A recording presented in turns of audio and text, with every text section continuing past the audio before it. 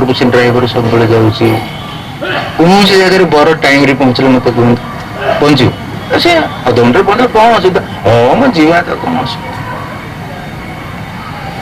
बुझे एवं बहुत समय आम कहवा आम भाविबा आम करवा भितर बहुत फरक अच्छे बहुत समय लोक कहे 2 मिनिट पहुंचे आप 2 मिनिट पहुंची पारे कि जदि 2 मिनिट पहुंची पारे ना वाई से 2 मिनिट पहुंचे कहीं कहते मैंने आपन को कहवा करवा भितर किसी तारतम्य रोचे किसी मैंने कोऑर्डिनेशन रोने 2 मिनिट पहुंचे 2 मिनिट तो कह को 2 मिनिट 2 मिनिट पहुंचे ना यही तो 2 मिनिट पहुंचे 2 मिनिट माने 20 मिनिट्स निश्चित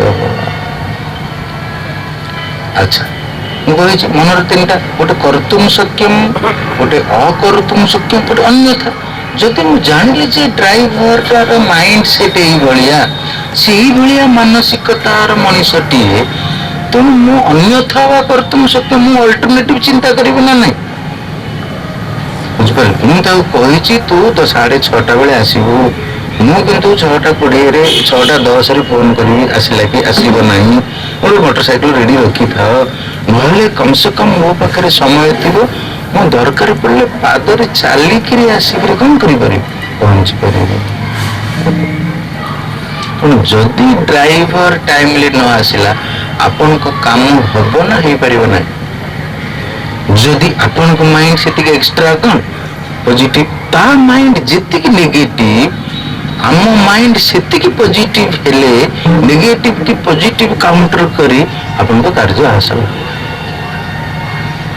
चेत चेत मान अंडरस्टैंडिंग अन्य को बुझी पारिबा अन्यर कथा को बुझीबा ये मन ये सेप नहीं पार सत कथा कहतु मनुष्य जीवन रे प्रैक्टिकल लाइफ रे ये 3टा गुण बहुत जरूरी गोटे विषय रे जानिबा अन्य जन को बुझी पारिबा एवं टिके धैर्य पेशेंस धृति धैर्य सब जिनस हम जन एफर्ट कर चेष्टा कर टाइम लगे पेशेंस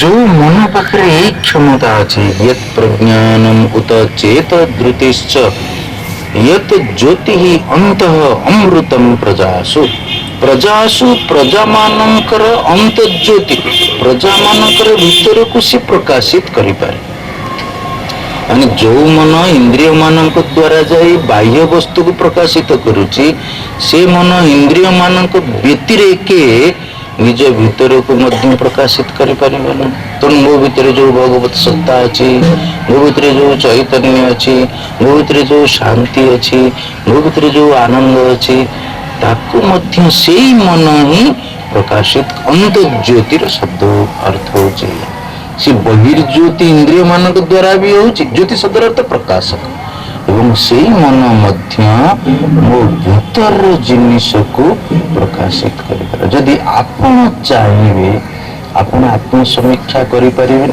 स्वामी जी मोर कोड भूल होची म जानि पारुनी आपण भूल होची जानि पारु नांती ना जानिबा को चेष्टा करू नांती ना जानिले ग्रहण करू ना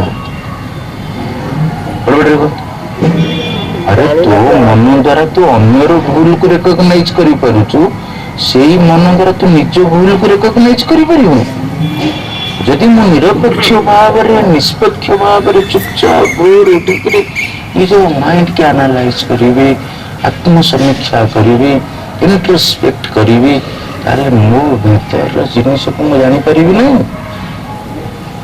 इंट्रोस्पेक्शन तक आ जाए साइकोलॉजी जने यदि इंट्रोस्पेक्ट करे आत्म समीक्षा करे ताले मोर कोठी त्रुटि रहउची अन्य माने जानि परिबे नै मोर कोठी त्रुटि रहउची कि मु तो जानि पारि मनर गोटे मन को 4 भाग रे विभक्त गोटे भाग मन अन्य माने जानि परिबे मु जानि परिबि नै जता आपन को आरोगेंस केते बेले आपन को अहंकार आसिलानी आपण जानि पारंती नहीं बेले बेले के जानि अन्य जने जानि तो मतलब अन्य माने हमको चेती दियंती मु कोन करया दरकार चेती जीवा बहुत जिनस अछि मनर आउ गोटे पार्ट मु जानि पारे ଅନ୍ୟ କେହି ଜାଣିପାରନ୍ତି ନାହିଁ।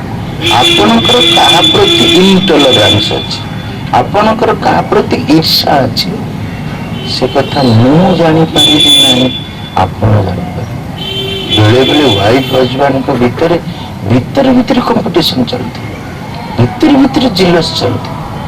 ଗୋଟିଏ ବୋଲି ଛୁଆ, ସିଏ କାହିଁକି ବେଶୀ ହଜବାଣ୍ଡ କଥା ମାନୁଛି ବୋଲି wife ଇନଟଲରାଣ୍ଟ,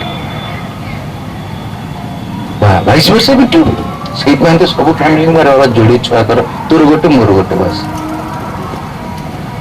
I'm not joking, human। ବମ୍ବେରେ ମୁଁ ଛୋଟ ଘଟଣା ଗୋଟେ କହୁଛି। ବମ୍ବେରେ ୱାଇଫ ହଜବାଣ୍ଡ ଦୁଇ ଜଣ, ତାଙ୍କର ଗୋଟେ ଝିଅଟେ। ଆଚ୍ଛା, ବାୟୋଲୋଜିକାଲି ଝିଅ ମାନେ ବାପା ମାନଙ୍କ ସହିତ କଣ ଆସୋସିଏଟେଡ ହେବେ, ପୁଅ ମାନେ ମା ମାନଙ୍କ ସହିତ ଆସୋସିଏଟେଡ, ବାୟୋଲୋଜିକାଲ ଆଟ୍ରାକ୍ସନ। ସେମାନଙ୍କର ଲଭ୍ ମ୍ୟାରେଜ ହେଇଛି। ଲଭ୍ ମ୍ୟାରେଜ ପରେ ଯେହେତୁ ଝିଅଟା ଲଭ୍ ମ୍ୟାରେଜ କରିଛି, ସେ ବାପା ମାଙ୍କ ପାଖରୁ ପୁଅ ପାଖକୁ ଚାଲି ଆସିଛି। ତେଣୁ ସେ ବାପା ମାଙ୍କ ସାଙ୍ଗରେ ଯୋଉ ଲିଙ୍କ ସେ କଣ କଟକ ହେଇଯାଇଛି କିଛି ଦିନ ପାଇଁ। ଏବଂ ଯେହେତୁ ପୁଅ ବି ଲଭ୍ ମ୍ୟାରେଜ କରିଛି, ତା ପୁଅର ବାପା ମା ମାନେ ସେ ପୁଅକୁ ଆକ୍ସେପ୍ଟ କରୁନାହାନ୍ତି। ତେଣୁ ପୁଅ ବାପା ମାଙ୍କ ଠାରୁ ଅଲଗା ହେଇକରି ଗୋଟେ ଘର ଭଡା ନେଇକି ରହିଛି। ତେଣୁ ଶାଶୁ ଘରର ସପୋର୍ଟ ନାହିଁ, ବାପ ଘରର ସପୋର୍ଟ ନାହିଁ। ହଜବାଣ୍ଡ ଏବଂ ୱାଇଫ ଦୁଇ ଜଣ ମେଡ୍ ଫର ଇଚ୍ ଅଦର ହେଇକି ରହିଲେ। ଗୋଟେ ଝିଅଟିଏ ଜନ୍ମ ହେଲା। ଝିଅଟିଏ ଜନ୍ମ ହେବା ମାତ୍ରେ ସେ ହଜବାଣ୍ଡ ସବୁବେଳେ, ଝିଅଟା ହଜବାଣ୍ଡ ପ୍ରତି ଆଟ୍ରାକ୍ଟେଡ ହବ। ଝିଅଟା ସବୁବେଳେ ବାପାକୁ ପଚାରିବ, ବାପା କଣ କରିବେ, ବାପା ଆମନ କରିବେ, ସମନ କରିବେ। ବାପ ଝିଅ ଡିସ୍କସନ କଲେ, very much love and affection. କୁନି ଝିଅଟେ ଷ୍ଟାଣ୍ଡାର୍ଡ 2ରେ ପଢୁଛି। ଯେତେବେଳେ ସେ ମା ଆସିକରି ତାକୁ କିଛି କହିବ, ସବୁ ମା କହିବ ଏଇ ପଢୁତା। ବାପା ଆସିଲେ, ବାପା ମମି କହୁଛନ୍ତି ପଢ, ନା ପଢିବା ଦରକାର ନାହିଁ, ଯେ ମୁଖ୍ୟ ଜିନିଷ। ତେଣୁ ସେଠି ବାପା ମାକୁ ଛୁଆ ସାମ୍ନାରେ କଣ କଲା କଲେ, ଓଭରରୁଲ ବୁଝିଲେ। ମନେକର ବାପ ଝିଅ ବସି କଥା ହଉଥିବେ, ଗୋଟେ ମା ଆସିବ, ସେ କଥାରେ ଇଣ୍ଟରଫିୟର କରିବ, ବାପ ତୁ କିଛି ଜାଣିନି ଗଲୁ। କିନ୍ତୁ ବାପ ଠାରୁ ଶିଖି ଶିଖି ଏ ଛୁଆ ମଧ୍ୟ କହିଲା ଯେ ଆମେ ତୁ କିଛି ବୁଝିପାରିବୁନି। ସେ ସ୍ତ୍ରୀ ଲୋକ ମନରେ ଗୋଟେ ସାଇକୋଲୋଜିକାଲ କ୍ରିଏଟ ହେଲା ଇନସିକ୍ୟୁରିଟି, ଯେ ମୋ ବାପ ଘରେ ତ ନାହିଁ। ବଡ ହେଲା ପରେ ଯଦି ଏ ବାପ ଝିଅ ତ ସବୁବେଳେ ରହିଲେ, ମୁଁ ତାଙ୍କ ସର୍କଲରୁ ଆଉଟ, ମୁଁ ଏକୁଟିଆ ହେଇଛି, ମୋର କିଏ? ସେ ଏକୁଟିଆ ଆଲୋ, ମାନେ ସେ ଫ୍ୟାମିଲି ଭିତରେ ସେ ଲୋନଲି ଫିଲ୍ କରୁଛି। ବିକଜ ଅଫ ଇନସିକ୍ୟୁରିଟି, ସାଇକୋଲୋଜିକାଲ ଇନସିକ୍ୟୁରିଟି, ରିଲେସନ ଜନିତ ଇନସିକ୍ୟୁରିଟି ଯୋଗୁ ସେ ଏକୁଟିଆ, ସାଙ୍ଗସାଥି ନାହିଁ। ବାପ ଘର ମଣିଷ କଣ ବାପା ସାଙ୍ଗରେ କଥା ହୁଏ କି ମା ସାଙ୍ଗରେ କି ଭଉଣୀ ସାଙ୍ଗରେ କାହା ସାଙ୍ଗରେ, ତାର ସାଇକୋଲୋଜିକାଲ ପ୍ରୋବ୍ଲେମ। ସେ ଟିକେ କଥାରେ ହଜବାଣ୍ଡ ଉପରେ ଚିଡୁଛି, ମନ କରୁଛି, ସମୟ କରୁଛି। ତ ହଜବାଣ୍ଡ ସହିତ ମତେ ଆସିକି କହିଲା, ଆମେ ଡିସ୍କସନ କରିବେ। ତ ହଜବାଣ୍ଡ ହଉଛନ୍ତି HR ଏକ୍ସପର୍ଟ, ସେ କମ୍ପାନୀର HR ଏକ୍ସପର୍ଟ, ସେ ଟ୍ରେନିଂରେ। ମୁଁ କହିଲି ତୁ ନିଜେ HR ଏକ୍ସପର୍ଟ, ତୁ ଫ୍ୟାମିଲି HR ତୁ ସମ୍ଭାଳି ପାରୁନୁ, ତୁ କଣ HR ହ୍ୟୁମାନ ରିସୋର୍ସ HR। ତାଙ୍କ ଘରକୁ ଗଲି, ଘରେ ରହିଲି, ତାଙ୍କ ଭାବ ଚାଲିଚଳନ ଟିକେ ଷ୍ଟଡି କଲି। କାରଣ ଜଣେ ଲୋକର ସାଇକୋଲୋଜି ଜାଣିବା ପାଇଁ ଷ୍ଟଡି ଦରକାର ନା। ବହୁତ ସମୟ ପରେ, ବହୁତ ଦିନ, ହୁଏତ 3-4 ମାସ ମତେ ଲାଗିଲା ଟୁ ରିୟଲାଇଜ, ଯେହେତୁ ସିଙ୍ଗଲ ଚାଇଲ୍ଡ, ଇଏ ୱାଇଫ କଣ କରୁଛି, ଇନସିକ୍ୟୁର ଫିଲ୍ କରୁଛି। This is the cause. ମୁଁ କହିଲି ସଲ୍ୟୁସନ କଣ? ସଲ୍ୟୁସନ ମାନେ you have to go for the second child. ଯଦି ସେକେଣ୍ଡ ଚାଇଲ୍ଡ ପ୍ରତି ନ ଗଲ, ଯୋଉଟା ହଉଛି ଇଜି, ତାହେଲେ ତୁ ଝିଅକୁ ଛାଡିବାକୁ ପଡିବ। ମାନେ କାଲି ସକାଳେ ସେ ୱାଇଫ ଫିଲ୍ କରିବେ ଯେ ମୋ ଝିଅ ଆଗ, ଝିଅର ଲାଇଫରେ ମୁଁ ହଉଛି 1 ନମ୍ବର, ବାପା ହଉଛି କଣ 2 ନମ୍ବର। ଆମ ସାଇକୋଲୋଜିରେ ଥାଏ, ଜଣଙ୍କ ଲାଇଫରେ ମୁଁ ସବୁବେଳେ 1 ନମ୍ବରରେ ରହିବି, ମୁଁ କେବେ 2 ନମ୍ବରରେ ରହିବି ନା। They went for the second baby, problem ବି ସଳ, ତୋର ଗୋଟେ ମୋର ଗୋଟେ, ତୁ ତୋ ଛୁଆ ଧରିଥା, ମୁଁ ମୋ ଛୁଆ ଧରିଥା। ଆପଣ ଯଦି ପିଲାବେଳେ ସବୁ ନଥାନ୍ତି, ତୁ ବାପ ଛୁଆ, ମୋ ମା ଛୁଆ, ତୁ ବାପ, ଏମିତି ନଥାଏ ସବୁ। ଏ ହଉଛି ହ୍ୟୁମାନ ସାଇକୋଲୋଜି। ସବୁ ମଣିଷ ଚାହେଁ ମୋର ବି ଗୋଟେ ଗ୍ରୁପ ହଉ, ମଣିଷ ଗୋଟେ ସୋସିଆଲ ଆନିମାଲ, ସମସ୍ତେ ଚାହେଁ ମୋର ବି ଗୋଟେ ଗ୍ରୁପ ହଉ। ବୁଝୁଛନ୍ତି ନା? तीन जन भितर तीन जन यदि ग्रुप रहीगले तो बहुत बढ़िया ना ना दुई जन गोटे ग्रुप हो आउ जन कौन है लेफ्ट आउट बुझीपार ना ना कहते जे ये हूँ ह्यूमन साइकोलॉजी ये ज्योति अंत अमृतम प्रजासु प्रजासु प्रजा मान मनरे जो ज्योति ज्योति मान जदि मो भीतर मनर से क्षमता अच्छी मु निजर मिस्टेक मध्य कौन करी जानी पारि निज भीतर को भी प्रकाशित करी पारि एक्सट्रोवर्ट माइंड जे बाहर को प्रकाशित करुची इंट्रोवर्ट माइंड जे भीतर को प्रकाशित करुची मो नेगेटिविटी की मध्य मु प्रकाशित कली मु जानिली इंट्रोस्पेक्शन यदि मो नेगेटिव पॉजिटिव की थॉट्स को मु प्रकाशित करी पारिली तो धीरे धीरे से मनरे क्षमता आसीबो मो भीतर चैतन्य सत्ता को गतकाली संध्या आम जहाँ पढ़ुले लाइफ लाइफ केतटा जिनस कारण से मनर लक्षण हूँ सिंसियर से मन love to be sincere not force to be sincere love to be sincere आम जो कम करुचे हमको भल लगुच करुचे ना जबरदस्ती बाध्य करुचे अन्य को देखा करुचे करने हम बोली करुचे से कहते यस्मान ऋते किंचन कर्म क्रियते तन्मे मनः शिव संकल्पम अस्तु येनेदं भूतं भुवनं भविष्यत्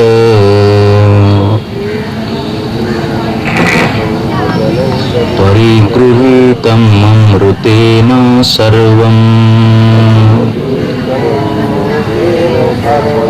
येन यज्ञस्तायते सप्तहोता तन्मे मनः शिव संकल्पमस्तु येनेदं भूतं भुवनं भविष्यत्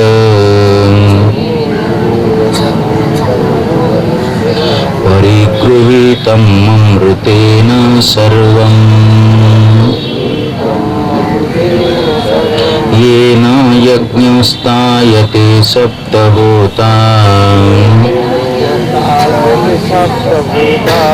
तन्मे मनः शिव संकल्पमस्तु ये न माने पुणी तृतीया आयदर देखिए प्रथम विभक्ति व्यवहार होची नले कौन तृतीया विभक्ति माने जो मनर स्वभाव होची या जो मनटा एई भलिया बा जो मन साहाय्य रे आमे ए सब काम करि पारे ये न माने जो मन द्वारा भूतम भुवनम भविष्यत परिगृहीतम भूतम माने जहाँ घटी जाइछि भुवनम माने जहाँ घटुची भविष्यत माने जहाँ घटिया अछि अतीत वर्तमान एवं भविष्यत ये सब को परिगृहित एकाठी साउंटी करी एकत्र करी किए एकत्र करुचे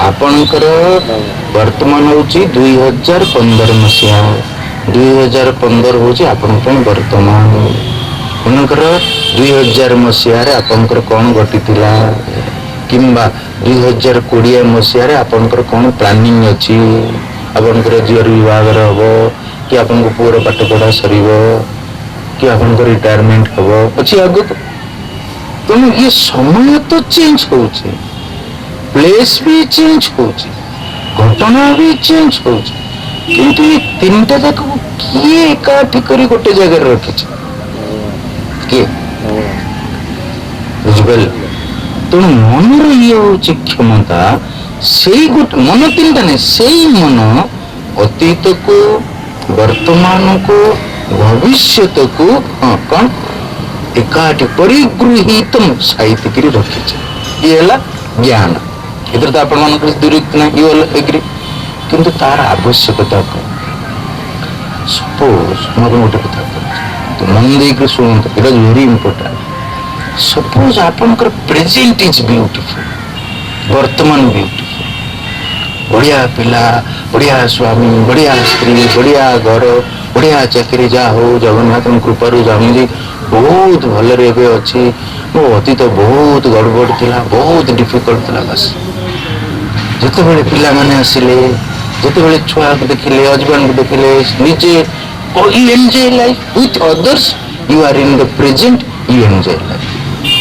ଯେତେବେଳେ ଅଦର୍ସ ନାହାନ୍ତି, ଆପଣ ଏକୁଟିଆ ହେଇଯାଉଛନ୍ତି, ଆପଣଙ୍କର ଆଟେନସନ ତ କେବେ ପ୍ରେଜେଣ୍ଟରେ ରହିବ ନାହିଁ, କୋଉଠିକି ଯିବ? ପାଷ୍ଟ ନହେଲେ ଫ୍ୟୁଚର। ପାଷ୍ଟ ବିଷୟରେ ଭାବିଲେ, ଅତୀତରେ ମୋ ଶାଶୁ ମୋତେ ଏହା ଦୁଃଖ ଦେଇଥିଲା, ମୋ ଶ୍ୱଶୁର ମୋତେ ଏହା ଦୁଃଖ ଦେଇଥିଲା, ମୁଁ ବିବାହିକରେ ଆସିଲା ବେଳେ ହଜବେଣ୍ଡ ମୋତେ ଏହା କହିଥିଲା, ମୁଁ ଶ୍ୱଶୁର ଘରକୁ ଯାଇଥିଲି ମୋ ୱାଇଫ ମୋତେ ଏଇଭଳି ହ୍ୟୁମିଲିଏଟ୍ କରିଥିଲା। ଅତୀତର ଯୋଉ ବିଟରନେସକୁ ଆପଣ ଏକୁଟିଆ ଥିଲାବେଳେ ମନେ ପକାଇଲେ। 90% ଲୋକ ଏଇଆ କରନ୍ତି,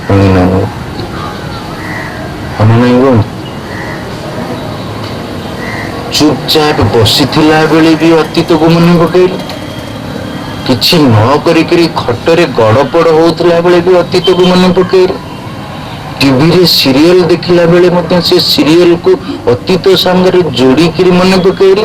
ଓହୋ, ତାର ଯାହା ଘଟୁଛି ନା, ହଁ କଣ କହିଲେ, ମୋର ସେଇଆ ଘଟିଥିଲା, ମୋର ସେଇଆ। ଦେଖିବ ସେ ସିରିଏଲ ଦେଖିବା ପାଇଁ ସେ ପାଗଲ। ବୁଝିପାରିଲେ? ବୁଝିପାରୁଛ? ଦେଖନ୍ତୁ, ମାନେ ଆପଣ time spend, I spend my time, ମୁଁ ପଚାରିଲି ଏକୁଟିଆ ଥିବ କଣ, I spend my time very beautiful. ବୁଝିପାରୁଛନ୍ତି? ଯଦିବା ସେ କବିତା ବି ଲେଖିଲା ନା, ମୁଁ କବିତା ଲେଖୁଛି, ସେ କୋଉ ଭଳିଆ କବିତା ଲେଖିବ କହିଲେ? କିଛି ଧୂଆଁ, ଟିକେ ନିଆଁ, ଧୁ ଧୁ ଜଳୁଛି, ଏଇଭଳିଆ ସବୁ କାଙ୍ଗାଳ ବିକଳ ଏଇଭଳିଆ ତା ଜୀବନରେ ଯାହା ଯାହା ଘଟିଛି, ହଁ କଣ କହିଲେ, ସେଇ ବିଟରନେସ୍ ଗୁଡାକ କବିତା ଲେଖିବ, ସେ ବିଟରନେସ୍ ଗୁଡାକ ଉପନ୍ୟାସ ଲେଖିବ, ସେ ବିଟରନେସ୍ ଗୁଡାକ ଗଳ୍ପ ଲେଖିବ। See, literature hଉଛି ଗୋଟେ inner expression that is there, but I am telling psychology and I am telling philosophy and human benefit. ଆପଣଙ୍କ କବିତା ପଢିକିରି ଅନ୍ୟମାନେ ବହୁତ ଖୁସି, ଆରେ ହଟ୍ କେକ୍ ବିକା ହେଲା, ତେଣୁ ସମସ୍ତଙ୍କ ଜୀବନ ଦୁ ଦୁ। ଯେତେବେଳେ ସେ ଅନ୍ୟର ଦୁ ଦୁ ଖାଇ ମୋ ଭଳିଆ ବହୁତ ଦୁ ଦୁ ବାଲା ଅଛନ୍ତି, ଭେରି ହାପି। ବୁଝିପାରିଲେ ନା? କିନ୍ତୁ ଗୋଟେ ହେଲା, ଇଏ ହଉଛି literary life. I spend my life literally. Spiritual life. Jagannath ପ୍ରଭୁ ଗଲେ, ଦୀପଟିଏ ଲଗେଇଲେ, ଆଖି ବନ୍ଦ କରି ବସିଲେ, କଣ ଭାବିଲେ? ହଉ କାଳିଆ, ମତେ ଏହା କରିଥିଲୁ, ତୋର କଣ ନ୍ୟାୟ ନାହିଁ, ହଉ ମତେ ସେମାନେ ଏତେ କଷ୍ଟ ଦେଲେ, ହଉ ମତେ ଏହା କଲୁ, ହଉ ମୋର ଏହା ହେଲା, ଆଖିରୁ ଧାର ଧାର ଲୁହ। ପାଖରେ ଯୋଉ ଲୋକମାନେ ମତେ ଭାରି ଏଡେ ବଡ ହତେ ଦୀପ ଲଗଉ ଲଗଉ ଜଗନ୍ନାଥ ପାଖରେ କାନ୍ଦି ପକଉଛି। That is also fact. ମାନେ ଡିଫରେଣ୍ଟ ଟାଇପ ଅଫ ଲାଇଫ, ବୁଝିପାରୁଛନ୍ତି ନା ନାଇଁ? କିନ୍ତୁ ଏ ସବୁ ଲାଇଫରେ please give attention to psychology. ଆପଣଙ୍କ ଅଜାଣତାରେ ସେ ସ୍ପିରିଚୁଆଲ ଲାଇଫ ହଉ, ସେ ଲିଟରାରୀ ଲାଇଫ ହଉ, ଆପଣ ନିଜ ପାଷ୍ଟର ବିଟରନେସକୁ ନିଜ ମାଇଣ୍ଡରେ ଏଗେନ ଆଣ୍ଡ ଏଗେନ ରିପିଟ କରୁଛନ୍ତି ନା ନାଇଁ? ବୁଝିପାରୁଛନ୍ତି ନା ନାଇଁ? ହଁ, କଣ ସେ ଭିତରୁ ମନେ ପକେଇ କିଛି ଫ୍ଲସ୍ ଆଉଟ୍ ହେଇଗଲା କି, ତାକୁ ରିପିଟ କଲେ, ରିପିଟ କଲେ, ରିପିଟ କଲେ, ରିପିଟ କଲେ, ରିପିଟ କଲେ। ମାଇଣ୍ଡରେ ଯଦି ବିଟରନେସ୍ ରିପିଟ ହେଲା ଦିନକୁ 3 ଘଣ୍ଟା, 6 ଘଣ୍ଟା, 7 ଘଣ୍ଟା, ଯେତେ ଘଣ୍ଟା ଆପଣ ଜପ କଲେ, ବୁଝିପାରିଲେ? ତେଣୁ ସେ ମାଇଣ୍ଡ ଉପରେ ସେ ବିଟରନେସର ପ୍ରଭାବ ପଡିବ ନା ନାହିଁ? ଗୋଟେ ପୁରା କିଟକିଟା ବିଚକିଟିଆ କଲରା, ପିତା କଲରାକୁ ଖାଇକିରି ଯଦି ସାଙ୍ଗେ ସାଙ୍ଗେ ଆପଣ ରସଗୋଲା ଖାଇବେ, ସେ କେମିତି ଲାଗିବ? ବେଳେ ବେଳେ ଲୋକମାନେ, ମତେ ପିତା ମୋର ବହୁତ ଫେଭରେଟ୍, ମନେକର ଲିମ୍ବ ପିତା, ଆପଣ ଦେଖିବେ ପିତାର ବି ଡିଫରେଣ୍ଟ ଟେଷ୍ଟ, କଲରାର ଟେଷ୍ଟ ଗୋଟେ ଅଲଗା, ଲିମ୍ବର ଟେଷ୍ଟ ଅଲଗା। ମନେକର ଲିମ୍ବ ପିତା ଖାଇବେ, ତେଣୁ ଆଗ କୁହାଯାଇଛି ଶାସ୍ତ୍ରରେ ଯେ ଆଗ ପିତାଟା ଖାଇବେ, ହୁଏତ ତାର କଣ ଥିବ ଏଇଆ ଯେ ଯଦି ଆପଣ କିଛି ହାର୍ଡ ଫୁଡ ଖାଇବେ, ପିତ୍ତଟା ଗଲେ ସେ ପିତା କ୍ରିଏଟ କରିବ, ତେଣୁ ଡାଇଜେସନ ହେଲ୍ପ କରିବ, ଫ୍ୟାଟକୁ ଏଠୁ ଖାଇଲେ। ଆପଣ ଖାଇସାରିଲା ପରେ, ମୁଁ ଜଣେ ଘରୁ ଗଲେ, ମୁଁ ଖାଇସାରିକି ଆପଣ ତରକାରୀ ହଲୁଣା କାହିଁକି ଲାଗୁଛି? ନାହିଁ ତ, ଆମ ତରକାରୀ ତ ସେମିତି ଠିକ ଅଛି, ତୁ ଚାକିରି ହଲୁଣା, ନାହିଁ ତ ଠିକ ଅଛି। ମୁଁ ସେଠୁ କନଫ୍ୟୁଜ ହେଇକି ମୋ ଜୀବ ଖରାପ ହେଇଗଲାଣି ନା କଣ, ବୋଧେ କିଛି ଡିଜିଜ ହେଲାଣି, ମତେ କଣ ହଲୁଣା ଲାଗୁଛି ସମସ୍ତେ। ଆଚ୍ଛା, କିଛି ସମୟ ପରେ ସେ ଘରେ ଜଣେ ବୁଢୀ ମା ଥିଲେ, କହିଲେ ଆରେ ସ୍ୱାମୀଜୀ ଆପଣ ଏତେ ବୋକା, ଆପଣ ତ ପିତା ଗଡ଼ା ଖାଇକି ତାର ତରକାରୀ ଖାଉଛନ୍ତି, ସେ କାହିଁକି ଲୁଣ କି ଅଲଣା କ'ଣ ଲାଗିବ? ମୁଁ ରେଡି ହବ, ସତ କଥା ନା ନାଇଁ? ବୁଝିପାରୁଛନ୍ତି ନା ନାଇଁ? ପରିତଃ ଗୃହୀତ ମାନେ ଏକାଠି ସାଉଁଟିକିରି ରଖିବ ମନ ଭିତରେ, ଅଲଗା ଅଲଗା ରଖିବ ନାହିଁ। ତେଣୁ ଯଦି ମୋ ପ୍ରେଜେଣ୍ଟ ବିୟୁଟିଫୁଲ ହେବା ପାଇଁ ମୁଁ ଚାହୁଁଛି, ମୋ ପାଷ୍ଟ ଏକ୍ସପିରିଏନ୍ସ ବି ବିୟୁଟିଫୁଲ ହେବ ନା ନାହିଁ? ମୋ ଫ୍ୟୁଚର ଇମାଜିନେସନ ବି ବିୟୁଟିଫୁଲ ହେବ ନା ନାହିଁ? ସମझे ନା ନାହିଁ? ଦେଖିଥିବେ ଜଣେ ସବୁ ସ୍ୱାଭିମାନରେ ମତେ ଘରୁ ବାହାର କରିଦେଲେ, ମୁଁ ଘର ଭଡ଼ା ନେଇକି ରହିବି, ମୁଁ ବଡ଼ ହେବି, ଦେଖେଇଦେବି। ତାମାନେ ବର୍ତ୍ତମାନ is very active, very positive, dynamic, କିନ୍ତୁ ଫ୍ୟୁଚର ହଉଛି କ'ଣ କହିଲେ ନେଗେଟିଭ। ମୁଁ କରିକି ତାଙ୍କୁ ଦେଖେଇଦେବି। ରିଭେଞ୍ଜ ରହୁଛି ନା ନାହିଁ? ଆଜ୍ଞା ଭାଗବତରେ ଧ୍ରୁବଙ୍କ କଥା ଯଦି ପଢିବେ, ଧ୍ରୁବ ମାନେ ହଉଛି କ'ଣ କହିଲେ କନଫିଡେନ୍ସ, ଧ୍ରୁବ ନିଶ୍ଚୟ। ସାବତ ମା ତାଙ୍କୁ ଗାଳି ଦେଲେ, ତାଙ୍କ ମନକୁ ଲାଗିଲା, ବୁଝିପାରିଲେ? 6 ମାସ ଭିତରେ ୱିଥ୍ ଅଲ୍ ଏଫର୍ଟ ଭଗବାନଙ୍କୁ ଦର୍ଶନ କଲେ। ଭାଗବତରେ ଲେଖା ହେଇଥିଲେ ଭଗବାନ ତାଙ୍କ ସାମ୍ନାରେ ପହଞ୍ଚିଲେ, ଠିକ ସେଇ ସମୟରେ ସାବତ ମା କଥା ମନେ ପଡ଼ିଲା। କାହିଁକି? ରିଭେଞ୍ଜ। ତେଣୁ ଭଗବାନଙ୍କୁ ମାଗିଲା ବେଳେ ସେ ମାଗୁନାହାନ୍ତି ଯେ ଭଗବାନ ଆପଣ ମୋ ଭକ୍ତି ଦିଅନ୍ତୁ କି ମୁକ୍ତି ଦିଅନ୍ତୁ, ସେ ମତେ ଏଇଭଳିଆ ଗୋଟେ ପଦ ଦିଅନ୍ତୁ ଯୋଉଠୁ କେହି ମତେ ଆଉ କ'ଣ ହଟେଇ ପାରିବେ ନାହିଁ। କାରଣ ତାଙ୍କ ସିଂହାସନରେ ବସିଲା ବେଳକୁ ତାଙ୍କ କ'ଣ କହିଥିଲେ? ତ ମା କହିଲେ ତୁ ଉଠି ଉଠି। ବହୁତ ସମୟରେ ଆମେ ଗୋଟେ ନେଗେଟିଭ ଫ୍ୟୁଚରକୁ ନେଇକରି କାମ କରୁଥାଏ, ଗୋଟେ ନେଗେଟିଭ ପାଷ୍ଟକୁ ନେଇକରି କାମ କରୁଥାଏ। ଆପଣଙ୍କ ପ୍ରେଜେଣ୍ଟ ଆଫେକ୍ଟେଡ ହବ ନା ହବ ନାହିଁ? ସେଇଥିପାଇଁ ଭଗବତ ଗୀତାର ଯୋଉ ଗୀତା ସାର ସବୁ ଘର ମାନଙ୍କରେ ଟଙ୍ଗା ହେଇଥିବ, ପ୍ରଥମ ଲାଇନ ହଉଛି ଯାହା ହେଲା ଭଲ ହେଲା, ଯାହା ହଉଛି ଭଲ ହଉଛି, ଯାହା ହବ ଭଲ ହବ। ମାନେ all three you have to rectify. ଯାହା ବିଟରନେସ୍ ଥିଲା ସେ ବ୍ଲେସିଂସ ଇନ୍ ଡିସଗାଇଜ ଥିଲା କି, ତାକୁ ଆଗ ସଜାଡ଼ନ୍ତୁ। ଫ୍ୟୁଚର ପ୍ରତି ଯୋଉ ରିଭେଞ୍ଜଫୁଲ ଆଟିଚ୍ୟୁଡ ଆସୁଛି, ନାଇଁ ନାଇଁ ଫରଗିଭ୍ ଆଣ୍ଡ ଫରଗେଟ୍, ଫରଗିଭ୍ ଆଣ୍ଡ ଫରଗେଟ୍, କ୍ଷମା କରିଦିଅ, କ୍ଷମା କରିଦିଅ, ଭଗବାନ ଯାହା ହବ ଭଲ ହବ। ବୁଝିପାରୁଛନ୍ତି ନା ନାଇଁ? ଇଏ ହଉଛି ମାଇଣ୍ଡ। ତେଣୁ ବହୁତ ସମୟରେ ଆପଣ ଜାଣିପାରନ୍ତି ମୋର ତ ବର୍ତ୍ତମାନ ସବୁ ଭଲ, କିନ୍ତୁ କାହିଁକି ମତେ ଭଲ ଲାଗୁନି, କାହିଁକି ମୁଁ ଚିଡଚିଡି ହଉଛି, କାହିଁକି ମୋ ପିଲାମାନଙ୍କ ସାଙ୍ଗରେ ମୁଁ ଖୁସିରେ ରହିପାରୁନି, ସମସ୍ତେ ମତେ ଭଲ ପାଉଛନ୍ତି, ମୁଁ କାହିଁକି କାହାକୁ ଭଲ ପାଇପାରୁନି? ତେଣୁ ଏ ଦୁଇଟା ପଏଣ୍ଟକୁ ତ ଦେଖନ୍ତୁ। ଏଠି କୁହାଯାଉଛି ସେଥିପାଇଁ ଅମୃତେନ ସର୍ବଂ, ଅମୃତେନ, ଏବଂ ଇଏ ମାଇଣ୍ଡ ହଉଛି ଅମୃତ, ମନ କେବେ ମରେ ନାହିଁ। ଅମୃତ ଶବ୍ଦର ଅର୍ଥ ଇଏ ମରେ ନାହିଁ, ଅର୍ଥାତ୍ ଆପଣଙ୍କ ବହୁତ ବାପା ମା ବ୍ୟସ୍ତ, ମୋ ପିଲାଙ୍କ ଭିତରେ ମୁଁ ଯୋଉ ସଂସ୍କାରଟା ଦଉଛି କାହିଁକି ସେଟା ତ ଇଫେକ୍ଟ ବର୍ତ୍ତମାନ ଆସୁନାହିଁ। ଆରେ ବର୍ତ୍ତମାନ ଯାହା ଦଉଛନ୍ତି ଆପଣ, ସେ ବର୍ତ୍ତମାନ ଆସିବ ନାହିଁ, କିନ୍ତୁ ସେ କେବେ ମରିବ ନାହିଁ। କେବେ ନା କେବେ ସେ କ'ଣ ହବ କହିଲେ? ମ୍ୟାନିଫେଷ୍ଟ କରିବ ଅମର। ତେଣୁ ଯେତେବେଳେ ଆମେ ଜଣଙ୍କୁ ଭଲ କଥା କହୁଛେ ସିନସିୟରଲି ଏବଂ ଅନେଷ୍ଟ, ତିନିଟା ଜିନିଷ ଥିବ, ଟ୍ରୁଥଫୁଲନେସ୍, ସିନସିୟରିଟି, ଅନେଷ୍ଟି। ମୁଁ ଯାହା କରୁଛି ସଚ୍ଚା ହୃଦୟରେ କରୁଛି ଏବଂ ସିନସିୟରଲି କରୁଛି ଏବଂ ଅନେଷ୍ଟଲି କରୁଛି, ଦେଖେଇବା ପାଇଁ ନୁହେଁ। ଆପଣ ଦେଖିବେ every action has equal and opposite reaction. ନିଶ୍ଚିତ ଭାବରେ ତା ମନ ଉପରେ ତାର ଗୋଟେ ପ୍ରଭାବ ପଡ଼ିବ। ସେ ବର୍ତ୍ତମାନ ତାକୁ ମ୍ୟାନିଫେଷ୍ଟ ନ କରିପାରେ, କିନ୍ତୁ ସେ ଯୋଉ ସଂସ୍କାରଟା ତା ଭିତରକୁ ମଞ୍ଜି ହେଇକରି ଗଲା, ସେ କେବେ ନା କେବେ, କେତେବେଳେ ନା କେତେବେଳେ ତା ଭିତରେ କ'ଣ ହବ କହିଲେ? ମ୍ୟାନିଫେଷ୍ଟ କରେ। ଆଉ ଗୋଟେ येन यज्ञः तायते सप्त होता, येन ମାନେ ଯୋଉ ମନ ସାହାଯ୍ୟରେ ସପ୍ତ ହୋତା, 7 ଜଣ ହୋତା ଏକାଠି ମିଶି यज्ञः तायते ଗୋଟେ ଯଜ୍ଞ କର୍ମକୁ ଅନୁଷ୍ଠାନ କରନ୍ତି। ଏ ଯୋଉ ଗୋଟେ ଏକ୍ସାମ୍ପଲ ଦିଆଗଲା, ଇଏ ଯଜୁର୍ବେଦର ମନ୍ତ୍ର। ଯଜୁର୍ବେଦରେ ତ ଯଜ୍ଞ ହଉଛି ପ୍ରାଧାନ୍ୟ, ତେଣୁ ମୁନି ଋଷିମାନେ ଗୋଟେ ଏକ୍ସାମ୍ପଲ ଦେଲେ।